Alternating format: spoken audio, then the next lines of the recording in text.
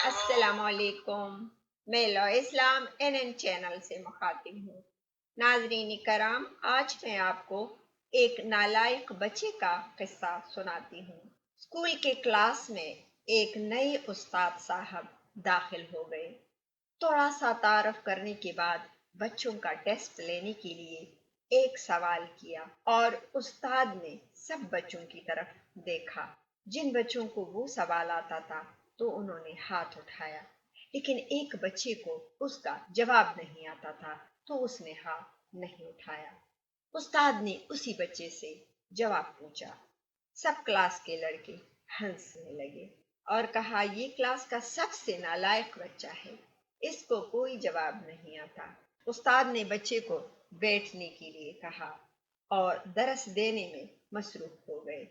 छुट्टी के वक्त उस्ताद ने उस नालायक बच्चे को अपने पास बुलाया और जब सब बच्चे चले गए तो उस्ताद ने इस बच्चे को एक सवाल दिया और उसका जवाब भी लिख कर दिया और कहा, इसे याद कर लो और कल जब मैं क्लास में सवाल करूंगा तो ये जवाब तुमने मुझे क्लास में देना है।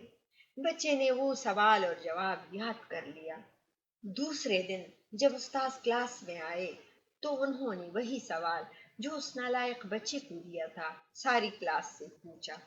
सवाल थोड़ा मुश्किल था तो सब बच्चे खामोश हो गए, लेकिन वही नालायक बच्चा जिसको उस्ताद ने सवाल याद कराया था उसने हाथ उठाया।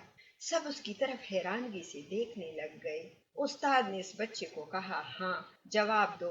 बच्चे ने उस सवाल का जवाब सुना दिया। उस्ताद ने शाबाश दी और उसे बैठने को कहा। अब इस नालायक बच्चे में खुशी के साथ साथ खुद एतमादी भी पैदा हो चुकी थी।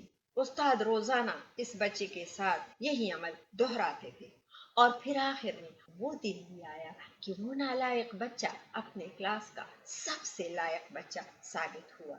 नाजरीन कराम, अगर बच्चों की नफ्सियात समझकर उनकी तरबियत की जाए तो इंशाअल्लाह कोई बच्चा नालायक नहीं रहेगा। मुझे उम्मीद है कि आपको ये सबक आमूज स्टोरी पसंद आई होगी। आप अपना बहुत सारा ख्याल रखिएगा, अपनी दुआओं में मुझे भी याद रखिएगा और लॉ इस्लाम एन चैनल को लाइक और सब्सक्राइब करना और शेयर करना ना भूलिएगा। बामाने खुदा।